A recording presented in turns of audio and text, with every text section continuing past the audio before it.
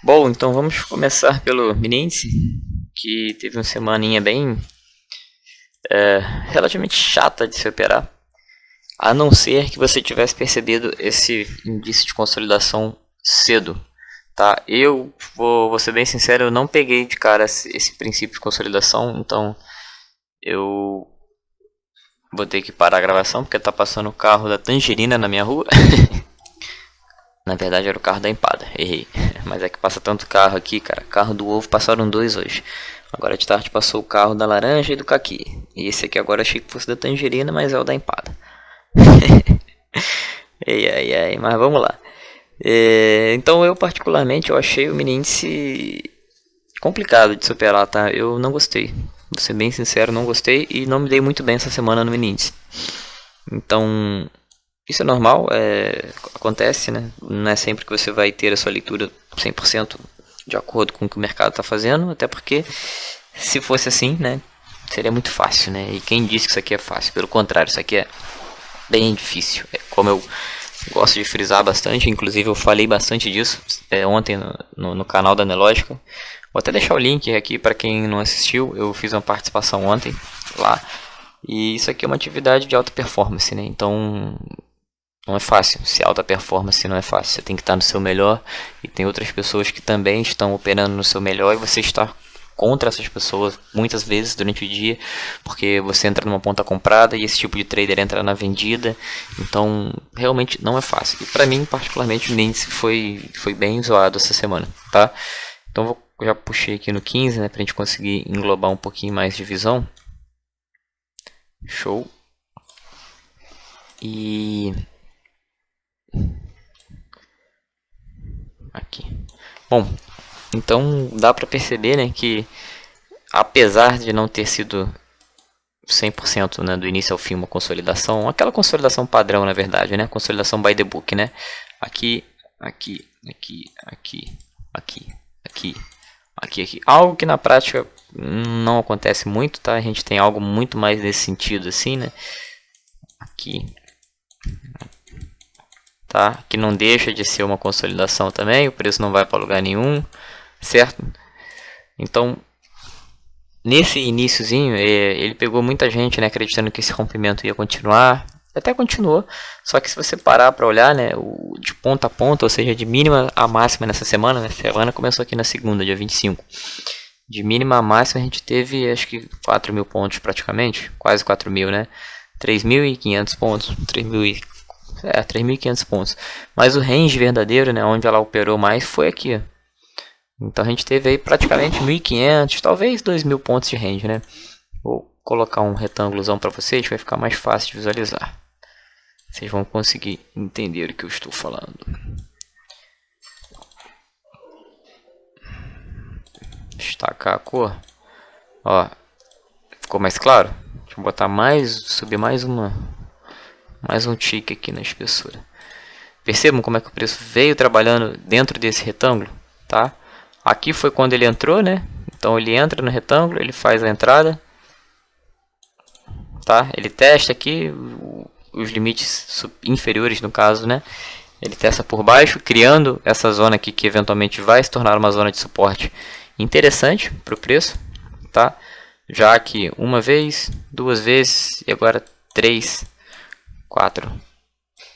E também, né, foi criando aqui os limites superiores, tá? Teve os momentos de escape dele, né, onde ele tentou escapar aqui por cima. Embaixo, particularmente, ele não tentou escapar nenhuma vez. Então, dá algumas dicas, né, do que pode estar acontecendo. Mas o mini índice no geral foi isso, tá? Então, sempre que a gente tem um dia mais consolidado, já é ruim, né? Agora quando a gente tem uma semana consolidada, fica bem pior até, porque no geral as pessoas não gostam de operar consolidação. Eu até gosto, tá? Eu vou ser bem sincero, eu até gosto, eu acho interessante, mas a leitura demorou um pouquinho para encaixar nessa semana, o que faz parte do jogo, né? Não tem problema. Beleza? Mas dito isso, eu acho que agora a visão de vocês está um pouquinho mais clara, né? Acredito eu. A gente tem essa consolidaçãozinha bem delimitada. A gente sabe quando o preço está trabalhando próximo do fundo, próximo do topo e perto do meio, tá? Vou marcar aqui o meio para vocês, que não necessariamente é o meio, tá? É o que a gente chama do controle, né? Mas tende a ser mais próximo do meio, tá? Não necessariamente no meio exato, tá? Não precisa medir, tem 4.000 pontos, então vai ser no 2.000, não. Pode ser um pouco mais para cima, um pouco mais para baixo, tá? Então eu enxergo esse controle mais ou menos nessa faixa. Eu acredito que está um pouco não, está bem coerente, tá? Gravitando aqui em volta, ele atrai o preço de cima para baixo, o preço sempre passa por aqui quando vai de um limite para o outro, é mais ou menos nessa faixa. Provavelmente é onde teve, né, maior volume de negociação. Beleza? Então acho que está definido, né? Então se a gente trazer isso aqui para o nosso time frame operacional 5, vejam que fica um pouquinho mais claro de entender os movimentos, né? Então quando, por exemplo, o preço está mais próximo do fundo, a gente não está sendo... o ideal é que a gente não seja levado a vender, a não ser que ele dê boas condições de venda, tá? Então, entendendo que isso aqui era uma consolidação que vinha do semanal, tá? Que vinha do semanal, você, por exemplo, conseguir evitar cair numa armadilha nesse sentido aqui, ó, tá? Vender após essas barras aqui e achando que o preço ia derreter, pois você saberia que você estava comprando, vendendo um fundo de uma consolidação semanal que aparentemente ainda se demonstrava forte e poderia acarretar uma certa resistência para o preço. Se você queria muito vender, pelo menos esperava uma confirmação, esperava um pullback, esperava um teste, né? Ele romper e voltar para fazer o teste, algo que não aconteceu. Ele rompeu e rejeitou no ato, tá bom? É entender um pouquinho, né, desse cenário mais macro e trazer ele para o seu dia a dia operacional, tá? Você não precisa ficar olhando 100% o semanal o tempo inteiro, tal. Se você fizer essa marcação, entender mais ou menos onde o preço está trabalhando, você já consegue se orientar nas zonas, né? Você sabe que, opa, aqui embaixo está próximo do fundo, então eu tenho que esperar esse tipo de comportamento. Aqui em cima ele está próximo do topo, então eu tenho que esperar esse tipo de comportamento. O que eu faço se esse comportamento não aparecer? E se ele aparecer, o que eu faço? E com isso você começa a traçar os seus planos, né? E suas contingências, porque eventualmente seus planos vão dar errado. Hoje, por exemplo, meu plano deu errado. Porque eu comprei em algum lugar por aqui, eu antecipei a compra e eu acabei tomando um stop. Acho que comprei por aqui, ó. Acho que comprei por aqui. Comprei por aqui, queria esse movimento daqui e acabei tomando esse stop aqui. Então antecipei essa compra. Mas aí é o que eu falei, é contingência, né? O que você faz se der errado? Aí você tem que ter um plano B, tá? Então essa é a minha visão do Binance. Acredito que ele tá bem delimitado aí, pode ser que fique mais um tempinho, não sabemos, tá? A gente está com o cenário Brasil e global bem volátil, muitos fatores podem influenciar, a gente tem tudo isso que vocês já estão acostumados, né? Governo brasileiro, governo americano, China, coronavírus, tem tudo aí que pode vir a influenciar, tá bom? E cada minuto parece que sai alguma bomba diferente, certo? No mais, o Binance comportamento viés ainda altista, né? Ele vem trabalhando da forma que é esperado no mercado, em alta ou em baixa, né? Como assim? Trabalhando em ciclos, tá? Nesse caso aqui, ele por enquanto no ciclo altista, onde ele cria valor, rompe o valor, cria valor, rompe o valor, né? Como as pessoas gostam de falar, ele acumula, rompe, acumula, rompe, acumula, rompe, tá? O mercado autista é assim que ele trabalha, né? Consolida, rompe, consolida, rompe, consolida, rompe. Ele vai criando novas áreas de valor cada vez mais altas. Por quê? Porque os players, né, quem está aqui negociando esse ativo, concordam que o preço justo para esse ativo não é aqui embaixo mais, agora é aqui. Depois não é mais aqui, é aqui. Agora não é mais aqui, é aqui. E ele tende a continuar subindo enquanto os players acharem que isso aqui está barato para eles comprarem, tá? Vou deletar esse aqui que já passou, eu não preciso ficar poluindo o gráfico, é isso. Tá? Esse aqui eu vou deixar que fica mais claro para vocês e tá nos próximos estudos aí visualizarem. Então essa é a minha visão, essa é a minha leitura do Binance, tá? Ficar de olho naqueles pontos já conhecidos, né? Tanto nessas regiões de topo e fundo, como central, como essas máximas aqui, né? Isso aqui no momento é a máxima da semana, então ficar de olho nessa máxima é importante. As mínimas aqui também são importantes, são relevantes, é bom ficar de olho, tá? E no mais é isso. Acho que dá para ter uma boa visão do que foi a semana e de como pode vir a ser a semana seguinte, tá? Então, para esse preço se mostrar, né, e manter o comportamento autista, aonde que ele tem que trabalhar? Obviamente, vocês são espertos, vocês responderam acima, né? Então, se ele criou essa área de valor aqui, para ele continuar o viés autista, ele tem que sair dessa área e criar uma área acima, tá? Não precisa ser necessariamente aqui, pode começar colada aqui já na anterior, até se fazendo uso dos limites dessa área, não tem problema, não é errado, beleza? Mas de qualquer forma ele tem que vir a trabalhar acima, tá? Para manter o comportamento autista. Enquanto ele ficar dentro, né? Quem está negociando considera que esse é o valor justo do preço, não querem jogá-lo nem para cima nem para baixo e vão se limitar a atuar apenas, né, quando ele atingir topos ou fundos. Tá? Geralmente vocês podem observar que quando ele sai de um extremo, ele tende, né, vocês já estão careca de saber disso, mas ele tende a ir buscar o outro. Né? Por quê? Porque há um desequilíbrio. Então aqui no fundo há um desequilíbrio. Aqui tem concentração de ordens de compra. E essas ordens de compras precisam ser atendidas. Por quem? Por quem está vendendo. E aonde é que isso aqui vai ser atendido na sua totalidade? Aqui no topo. Tá? E é onde ele encontra o equilíbrio. Desculpa, é onde ele satisfaz, né? Essas ordens de compras são satisfeitas. E aqui no topo há novamente um desequilíbrio, onde a oferta, agora nesse caso, é maior do que a demanda. E aí o preço tende a vir a encontrar o quê?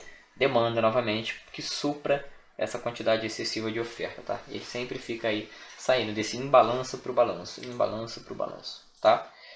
Eu falo mais disso no curso, eu falo bastante disso nos vídeos do YouTube, tá? O link do curso também tá aí embaixo, então dê uma olhada, tá em promoção ainda e deve continuar enquanto continuar essa quarentena, beleza?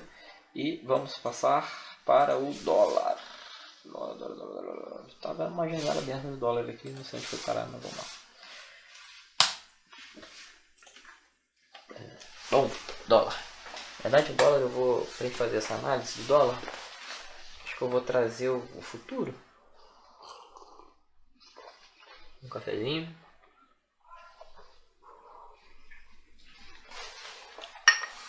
Fazer o futuro, né, que a gente mudou de contrato, ou dá pra fazer no M, será? Não. Fazer o futuro, não tem problema não.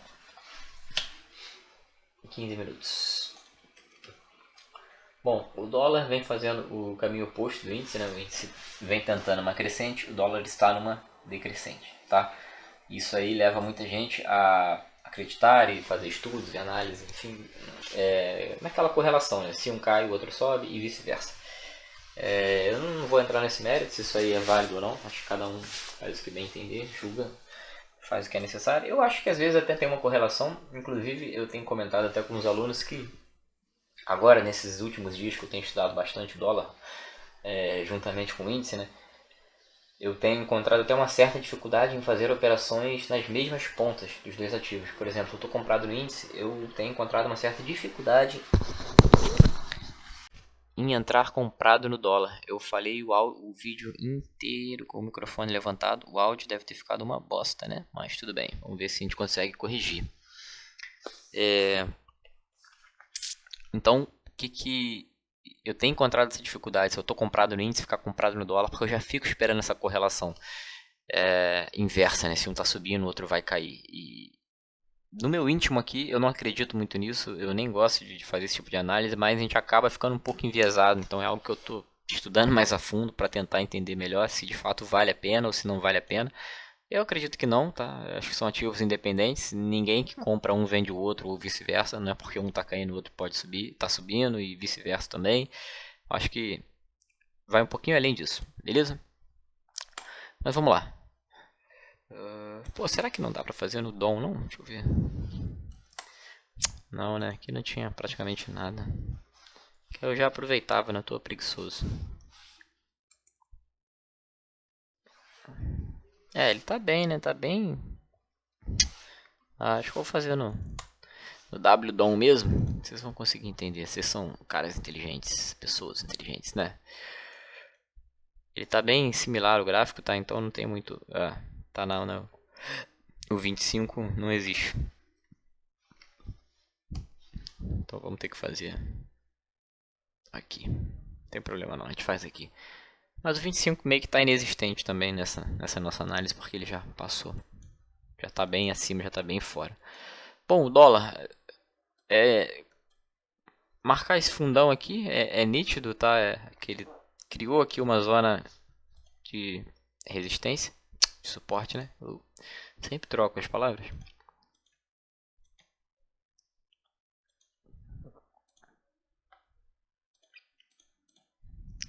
Tá? Topinho aqui é até interessante que ele pegou os fechamentos, né? O fechamento e região próximo de fundo aqui do dia 25 da segunda. E foi onde ele criou, né, suporte, né, no caso, onde ele criou suporte na segunda e é onde acabou virando resistência, né, é o que a gente fala bastante, né, da questão da inversão de polaridade, que quando é bem estudada e quando é bem aplicada, rende algumas boas oportunidades no trade, tá? Ele vinha corrigindo, vinha caindo, tá? A queda era até forte, acentuada, direto e reto, e a partir daqui, né, basicamente do dia 28, ontem, ele consegue inverter um pouquinho esse movimento, quando ele marca esse fundo, e tenta romper o fundo e acaba não conseguindo. Aqui ele inclusive deu até um certo viés, né, que ele poderia romper esse fundo. Ele não foi conseguindo jogar o preço para cima, veio caindo, veio caindo, veio caindo e aí, bum, dólar, né? Já sabe. Overnight acontece alguma coisa e aí ele já abre com força compradora e vai embora. Eu acredito que até se esse mercado tivesse sido contínuo, né, não tivesse sido de um dia para o outro, de repente haveria uma chance dele romper esse suporte e cair. Mas como a gente dormiu nessa região e acordamos no dia seguinte nessa região, aí os compradores já entram com o pé na porta, rabetando o preço para cima, certo? Bom, a partir daqui ele faz uma mudança de tendência, faz um pullback e segue marcando fundo mais alto. Esse aqui foi até no mesmo nível, né? Dá para dar uma enganada no pessoal. Direto e reto até o topo, tá? É uma característica que eu tenho observado do dólar. Ele tende a fazer esses movimentos um pouco mais direcionais do que no índice, né? O índice, de repente, para fazer esse movimento aqui que o dólar fez, com até poucos pullbacks, né? Se a gente contar aqui, o dólar fez praticamente... Esse pullback aqui talvez foi mais traiçoeiro. Então vou separar aqui os mais traiçoeiros, né? Esse aqui poderia levar... Cor diferente, vamos. Esse aqui poderia levar a galera a achar que ele estava revertendo. Esse aqui também. Só, dois. O Minions talvez tivesse feito esse mesmo movimento, mas algo nesse sentido, assim, ó. Só uma especulação, tá? Só para vocês verem que o comportamento dos dois ativos é um pouquinho diferente, né? Ele teria feito essa subida, mas algo mais... sei lá, nesse sentido, assim, né? Bem mais errático. E o dólar, por outro lado, foi praticamente direto e reto, tá? É uma característica que eu tenho observado. Da mesma forma a queda, né? Quando o dólar aqui assume um comportamento de baixa, né? Que ele já vinha assumindo há muito tempo, né? Quando ele continua esse comportamento de baixa, ele veio direto e reto também. E aí quando ele muda, fica nítido a mudança desse comportamento e nítido que algo diferente está acontecendo, certo? Fundos que eram rompidos facilmente, né? Por aqui. Rompe fundo, rompe fundo, rompe fundo, rompe fundo, rompe, rompe, rompe. Aqui ele para de romper na cara do gol, tá? Ele até repete esse comportamento algumas vezes, né? A questão do ciclo que a gente comentou de alta lá no índice, é a mesma coisa aqui, né? Ele vai fazendo as regiões. Ó, essa aqui até bem grandezinha. Aqui, aqui, aqui, tá? Então ele vem se comportando aqui no ciclo de queda, até que ele atingiu esse suporte e agora o comportamento dele é um pouquinho mais altista, beleza? O dólar apesar dele ser mais direcional, eu acho ele um pouco mais complicado de analisar graficamente por causa desses fatores que existem, né? Eu acho que ele tem mais interferência externa do que no índice. Vocês já devem ter me ouvido falar disso. Mas ele é bem técnico também. Acho que vale o estudo, vale operar, vale entender. É um baita ativo. Tem que tomar cuidado só com a alavancagem, né? Que é um pouquinho maior. Mas